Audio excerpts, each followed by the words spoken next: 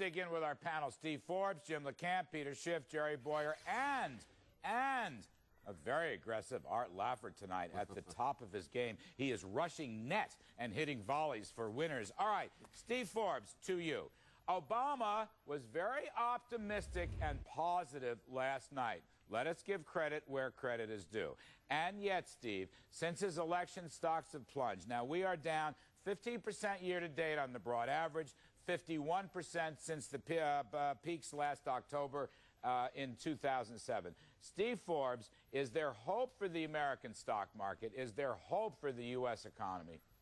Well, you can see with the stock market, it is raring to go up. And in terms of the economy, there's activity ready to be undertaken. The three things that immediately have to be done, I think, Larry, is in terms of the banking sector, financial sector, is truly get rid of this mark-to-market, which is artificially hurting bank capital.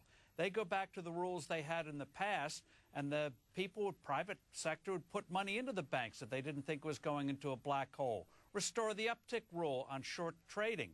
And for the Federal Reserve, they should announce they're going to aggressively buy mortgage-backed securities, really get those mortgages moving again. You do that, you'll see this market go up quickly 2,000 to 3,000 points. Steve Forbes, on the Fed buying mortgage-backed securities, somehow this doesn't sound like you. This sounds like you're saying the government has control of long-term interest rates. Pardon my skepticism, my old friend. Look, the rates may be low now, but in terms of people trying to refinance their mortgages, I'm glad B of A, Bank of America, is hiring people to do it. But the fact of the matter is it's still very hard to refinance a mortgage. Banks are still reluctant to lend. The financial system is not working the way it should. That's the only thing stopping a big market rally and people starting to take risks again. And again, with you have that mark-to-market there, all bank capital is at risk. You see it with the life insurance companies. You put money in, it goes into a black hole. As you know, if we'd had that 20 years ago, most of the major commercial banks in this country would have gone under in the last banking crisis. All right, insurance companies got pounded today because several of them suspended their dividends or cut their dividends. Peter Schiff, same question to you. Mr. Obama was very positive last night. He had a much more optimistic tone. I give him credit for that. He's the only president we have. Nonetheless, stocks fell at the opening today, and they wound up down again. It's been a bad year. It's been a bad 18 months. Peter Schiff, is there any hope for the American stock market and the economy? Look, there's always hope, but, Larry, it is a bear market, so stocks are going to be falling more often than they're rising. But, you know, I wanted to say something real quick. It's been a long time since I've shared a panel with Art Laffer, and I'm pleased to say I agree with everything he said in the last segment 100%. I was almost cheerleading in the background there on inflation. And unfortunately, inflation is not going to be good for the U.S. economy. It's not going to be good for the U.S. stock market. And, you know, we're talking about mortgage lending. I mean, why would banks want to lend? It's still extremely risky, even if they have the capital, to loan it out on real estate. Real estate is still overvalued. There's a lot of risk. The government is out there trying to abrogate contracts, trying to find ways to let people, you know, out of their mortgages. Interest rates are still way too low, considering how much inflation the government is creating.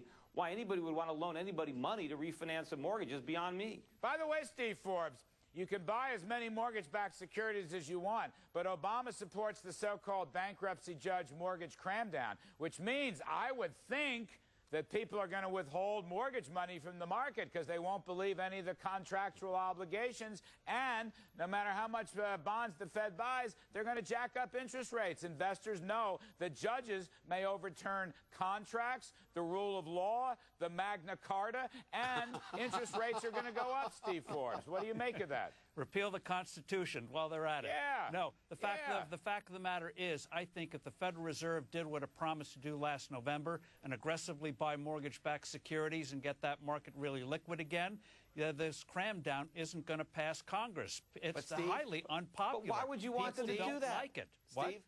Can I ask you a question? Sure. Go ahead, Art.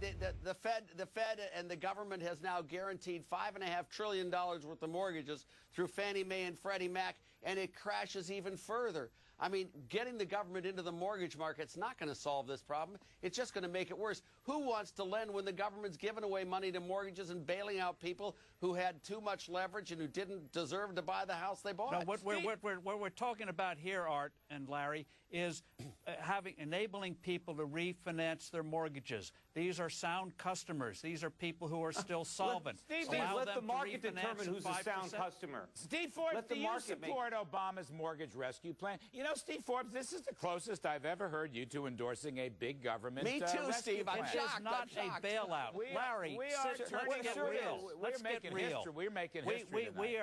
Let's get real. We are still in a deflation. Yes, inflation's a risk down the road, but velocity is dead right now. And you got to get those markets. The Fed's the only one that can provide liquidity. No, it can't. The Fed has been reducing liquidity, reducing its balance sheet since December. It's perverse. The monetary base all is the Fed can give us is inflation. I got to get. And it's a difference between buying treasuries and mortgage-backed securities. Treasuries is useless. And mortgage-backed securities get the market moving again. They killed the market. They got to revive it. All right, Get what market moving? I got to get other people in here. Steve Forbes, who would have qualified for Obama's Secretary of Commerce, but Mr. Obama appointed the governor of the state of Washington. No, this is all fascinating. This is what happens during bad periods.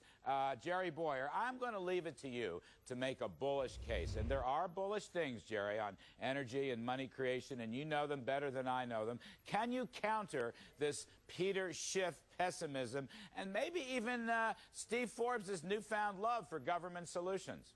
The bullish case is that markets are valued partly on the policy direction, but largely on uncertainty. And once Obama makes clear what his policies are going to be, and they're going to be in the wrong direction, we at least have a set group of rules that we can plan under. So right now, a lot of